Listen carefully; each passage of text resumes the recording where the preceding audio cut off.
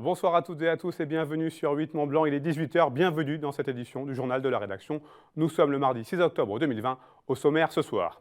Nous irons à Contamine-sur-Arve, au centre hospitalier Alpes-Léman, pour débuter cette édition avec un bel élan de solidarité. Parmi les nombreux dons adressés à l'hôpital depuis le début de la crise de la Covid-19, 300 mètres de plaquettes de bois qui vont pouvoir alimenter la chaudière biomasse de l'établissement. Et puis nous parlerons immobilier avec mon invité Jean-Jacques Botta et le président de l'antenne Savoie-Mont-Blanc de la Fédération nationale de l'immobilier. Nous ferons le point sur la filière après cette période très particulière liée à la Covid-19.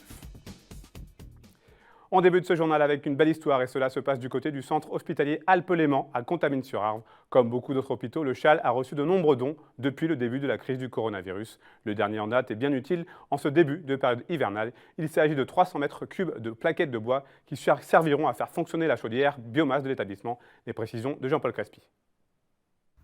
300 mètres cubes de plaquettes de bois ont été offertes au CHAL pour sa chaudière biomasse en remerciement de l'engagement et de la mobilisation de tous les personnels de l'hôpital qui ont au printemps affronté l'épidémie du Covid-19. Un don de 80 tonnes de plaquettes de bois représentant également une économie pour le CHAL de plus de 8 000 €.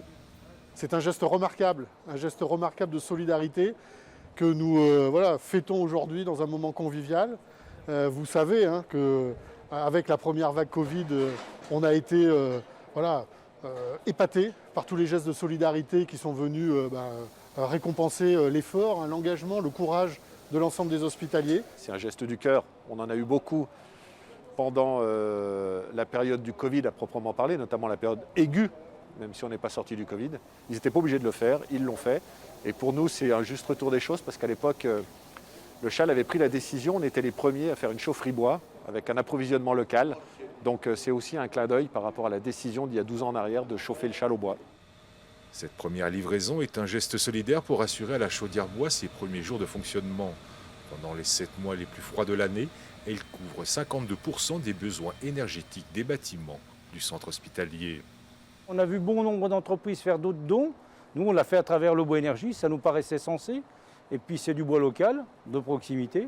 Donc on a trouvé ça intéressant de le faire, puisque je pense que pour le CHAL, c'est important d'en avoir, ils en ont besoin en plus. C'est de participer au bien-être, entre parenthèses, de tout le monde. Donc nous, par le biais de plaquettes, on essaye d'amener de l'énergie, parce que demain, ça peut être nous, nos femmes, nos salariés, nos enfants, nos amis, qui vont être touchés par ce virus. Et je pense qu'au CHAL, tout le monde serait heureux d'avoir du chauffage, de l'eau chaude, voilà. Les personnels du CHAL ont bénéficié de nombreux gestes émanant d'entreprises, d'associations, d'artisans, de restaurateurs et de particuliers. Ce sont autant de témoignages de soutien et de très nombreux gestes de sympathie et de générosité en direction des équipes engagées au quotidien dans leur mission de service public hospitalier. Et puis toujours dans le domaine de la solidarité, l'ADEME 74, l'association des maires de Haute-Savoie, a lancé un appel aux dons après les terribles intempéries qui ont touché le week-end dernier le département des Alpes-Maritimes. Dans un communiqué de presse, l'ADEME 74, par la voix de son président Nicolas Rubin, explique, je cite, que chacun pourra apporter la contribution de son choix, mais on ne peut rester inactif et insensible face à cette situation. Les dons pourront donc être versés sur un compte ouvert par l'occasion par l'association départementale des maires des Alpes-Maritimes.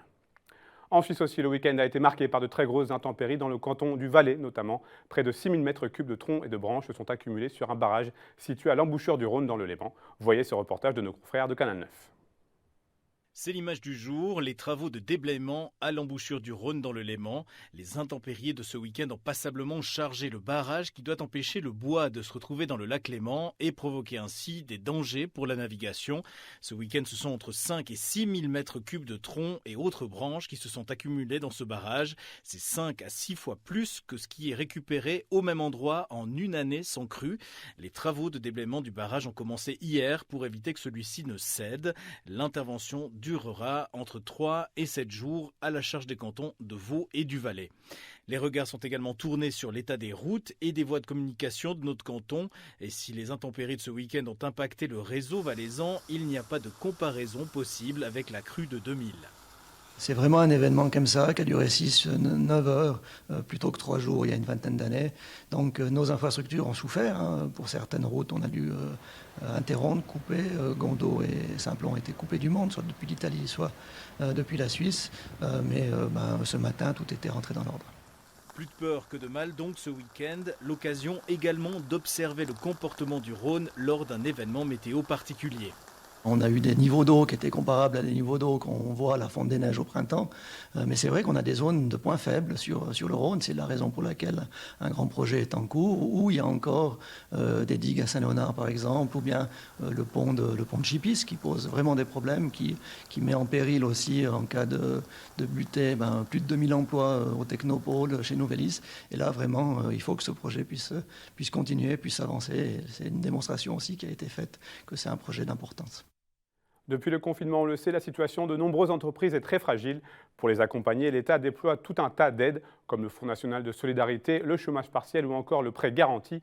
Mais certaines petites structures passent en dessous des radars. Pour ne pas les oublier, le Fonds Région Unie TPE vise les toutes petites entreprises et associations. Plusieurs intercommunalités se sont associées à la région pour le lancer. Le principe, la région met 2 € par habitant, la collectivité aussi, ainsi que la Banque des territoires. 1,2 million d'euros seront ainsi consacrés à ce fonds au Grand Annecy. Une vingtaine de prêts a déjà été accordés, mais il reste des fonds à débloquer pour les oublier. On écoute quelques réactions recueillies par Fanette de Buisson. Le mandat, c'est de la simplicité. On a fait le bilan avec la Banque des territoires de tous ces exclus-là, la TPE, l'auto-entrepreneur, l'association qui a un salarié, tous ceux qui étaient en dehors des systèmes, qui n'avaient ni Fonds national de solidarité, pas de prêt, pas d'accompagnement, et il fallait les accompagner. Donc oui, on a créé ce Fonds Région Unie pour répondre à tous ces besoins-là, à tous ceux qui sont restés sur le bord de la route, j'allais dire, pendant cette période. C'est vraiment des sommes adaptées aux besoins des entreprises. Ces toutes petites structures, moins de 10 salariés ou l'auto-entrepreneur, de 3 000 à 20 000 € en prêt à taux zéro, en avance remboursable, mais avec un différé de 2 ans, sans garantie, sans cofinancement, va permettre de sauver une entreprise ou de sauver son salarié. On a eu un très beau témoignage ce matin d'une jeune femme qui a un salarié.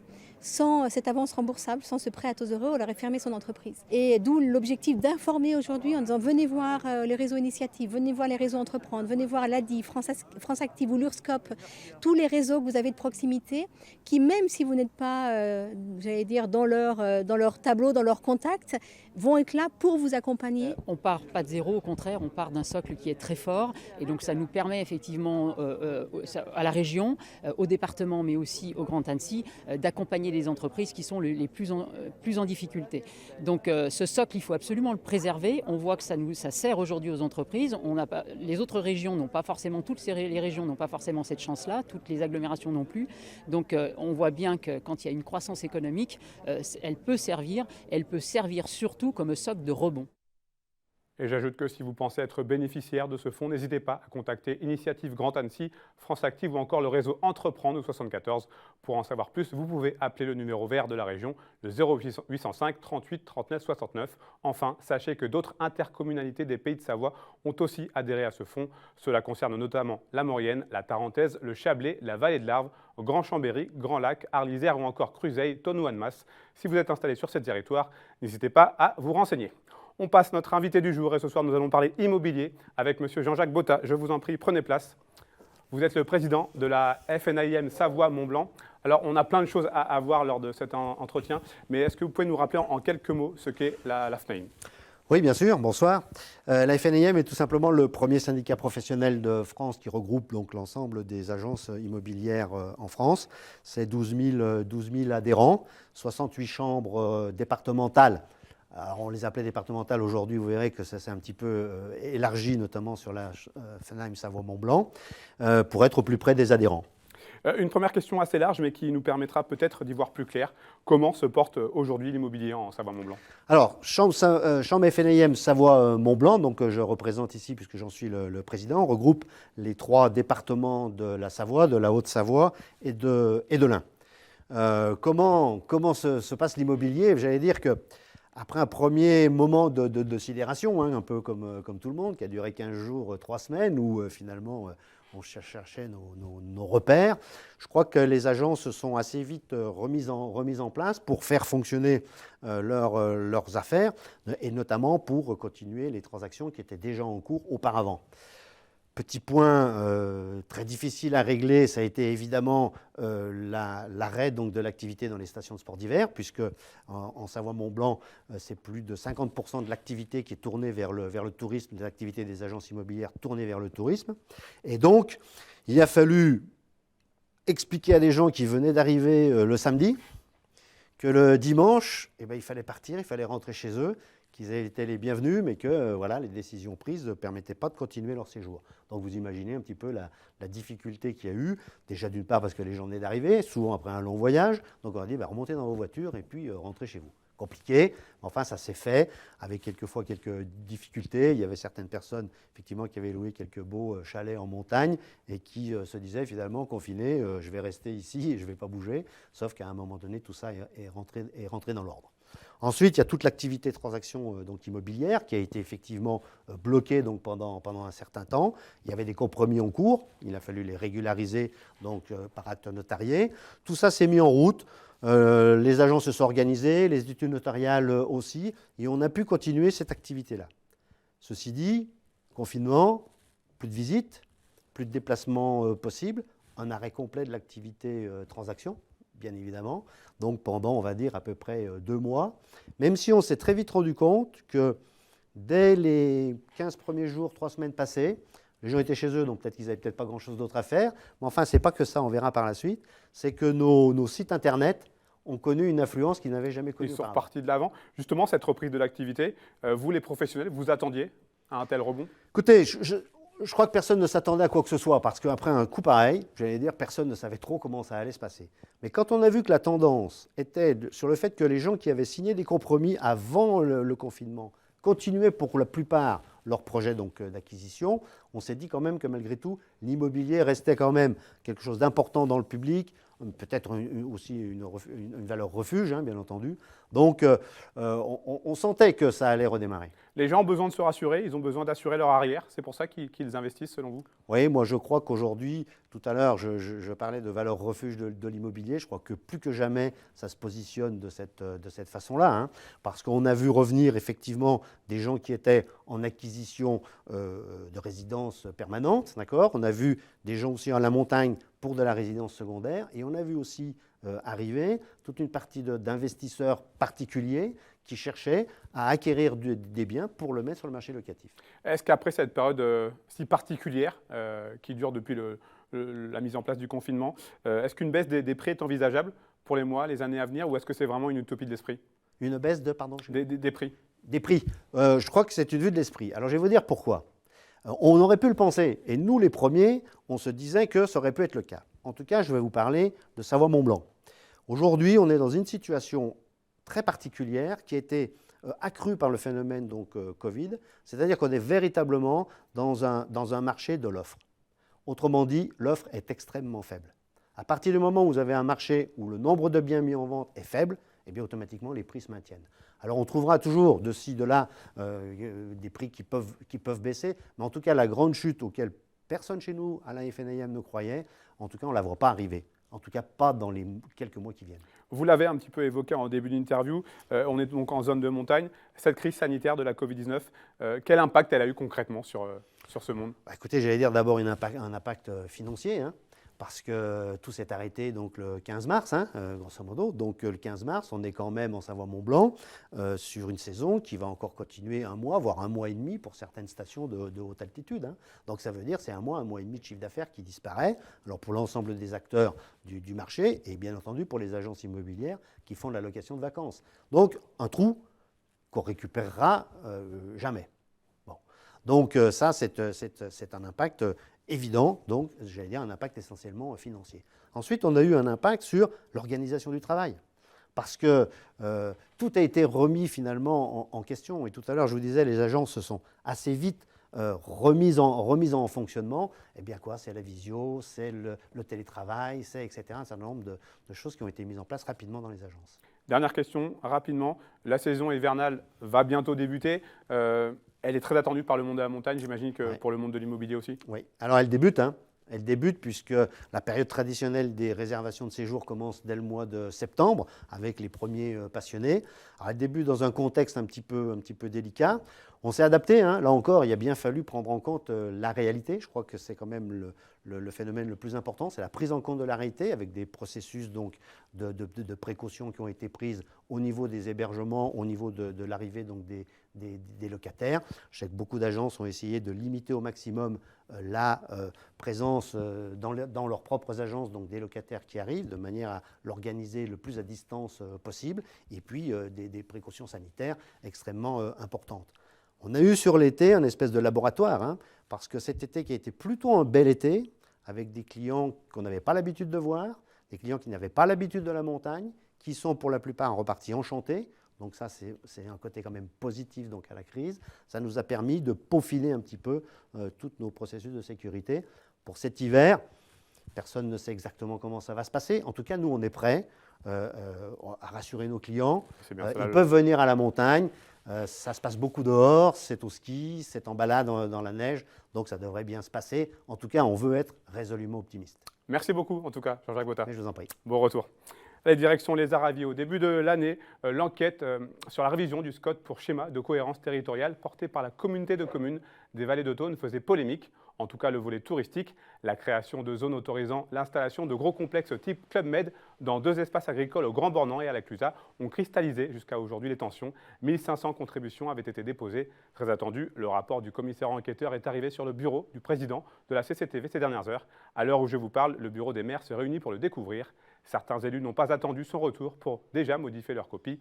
À la Clusaz, le complexe du Club Med devait accueillir 1500 lits au pied du télécabine de la Balme à la Clusaz. Il a été abandonné dans l'été par le conseil municipal élu au mois de juin. Il ne correspond plus aux attentes des habitants, selon le maire nouvellement élu Didier Thévenet. On l'écoute au micro de Fanette de Buisson. C'était restaurant naturel et restaurant agricole parce que le 2 juillet dernier, le conseil municipal a décidé de ne pas aménager ce terrain qui est un terrain exceptionnel, qui est un lieu exceptionnel et qu'on veut garder en l'état. Il nous a semblé que ce projet du Club Méditerranée était beaucoup trop important par rapport au site, qui est exceptionnel, je le redis, et par rapport à la Clusaz elle-même.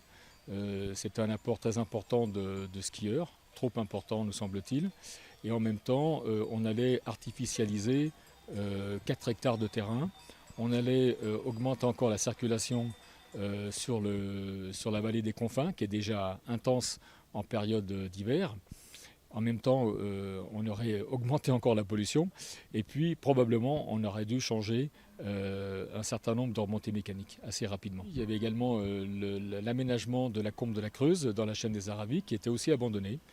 On a pensé que cette combe était naturelle et qu'il fallait la laisser en état pour la nature et également pour un certain nombre de skieurs randonneurs. Une chose qui nous tient à cœur, c'est le maintien de la population à la Clusaz. En effet, la Clusaz se vide petit à petit de sa population. Il convient de stopper l'hémorragie et d'inverser la tendance. Donc nous allons mettre en place des logements aidés tant à la cession qu'à la location. Nous allons aider la population à aller vers un tourisme 4 saisons. Et puis il y a tout un projet de réfection du centre du village qui doit être étudié. Je vois au téléphone le maire du Grand Bornand qui attend les échanges avec ses confrères élus pour s'exprimer, confirme néanmoins que le projet de complexe touristique de la Joyère est lui aussi abandonné. Concernant le SCOT et le nouveau projet, on y revient plus précisément dans les prochains jours avec un reportage très complet. Il n'y aura pas de nouveau parking souterrain dans le centre-ville d'Annecy. On l'a appris ce mardi après-midi. L'arrêt de ce projet qui prévoyait 750 places de stationnement à l'endroit même du parking de la préfecture sera à l'ordre du jour du conseil municipal du 2 octobre prochain. À la place, les élus annoncent préférer la création ou l'amélioration de plusieurs parkings relais aux entrées de la ville.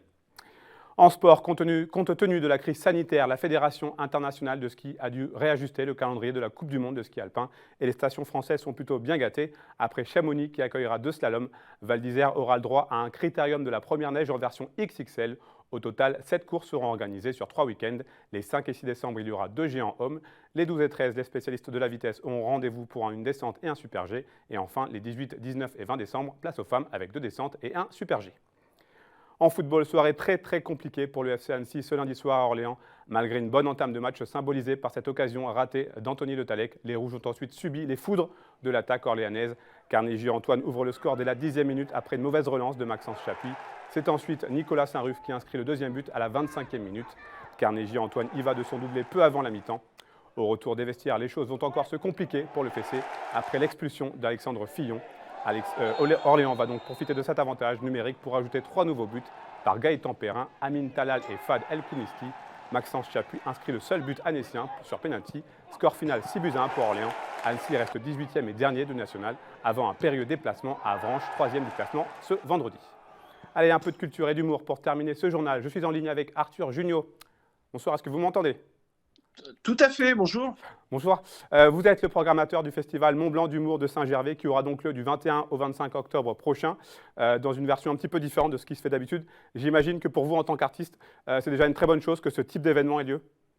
Ah bah, c'est même formidable pour moi et pour tous les gens programmés. C'est-à-dire qu'on est dans une période où on voit des annulations partout en France, enfin dans le monde entier, mais surtout en France, de plein de festivals qui s'annulent un par un. Et l'édition de Mont Blanc d'humour a été annulée donc en mars dernier parce qu'on était en confinement. Et le maire m'a passé un petit coup de fil cet été en disant moi j'ai envie de soutenir la culture et est-ce qu'on peut faire quand même une édition à la Toussaint.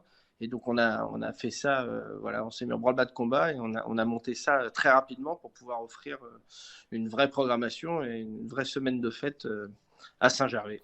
Justement, est-ce que ça a été facile de trouver des artistes qui vont pouvoir venir se produire ? Alors oui et non, c'est-à-dire que sur la motivation, oui, parce qu'ils avaient tous très envie et pour le coup la démarche de rajouter un festival dans cette période complètement morose a été saluée de partout. Après le problème c'est qu'il y a beaucoup de gens qui avaient été annulés en mars, avril, mai et juin et qui ont été reportés en octobre dans d'autres lieux, etc. Donc voilà, il a fallu jongler, mais en tout cas il y avait une réelle envie, donc ça c'est sûr. Alors c'est une version raccourcie, mais il y a quand même de sacrées valeurs sûres qui seront présentes. Ouais, elle est raccourcie, mais pas tant que ça en fait. C'est juste que sur les soirées découvertes, au lieu de faire 1 heure, il y a quand même 6 nouveaux talents qui vont faire une demi-heure chacun, mais avec des univers très différents. Donc comme ça c'est pas si mal cette version-là parce que ça permet de découvrir plein de choses. Si on aime un artiste, on est un peu frustré, on se dit ça pourrait être plus long, et en même temps si on accroche moins, ça va plus vite de l'un à l'autre. Donc voilà, en fait il y a juste une soirée de gala en moins par rapport à une édition normale. Dernière chose, la scène doit vous manquer, j'imagine. Comment on fait pour garder le cap ? On fait comme tout le monde, hein. On est tous dans la même galère. L'avantage entre guillemets c'est que c'est pareil pour tout le monde, donc qu'est-ce qu'on fait ? On attend. On est des passionnés, donc c'est encore plus dur que pour certains, mais on fait comme on peut. Et puis moi j'ai la chance, je rejoue déjà un peu en tournée dans certaines salles où on peut encore jouer.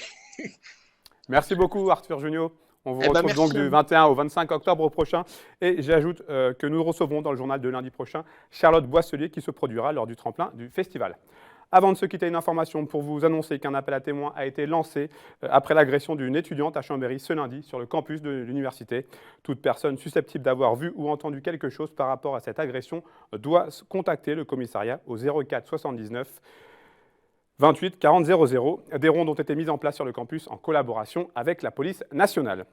C'est la fin de cette édition. Merci à vous pour votre fidélité avec l'information sur 8 Mont Blanc. Tout de suite, vous avez rendez-vous avec Emmanuel Jaude pour un nouveau numéro de Panorama. L'émission est consacrée cette semaine au congrès de domaine skiable de France. Je vous retrouve mercredi pour un nouveau journal. Passez une très belle soirée sur nos antennes.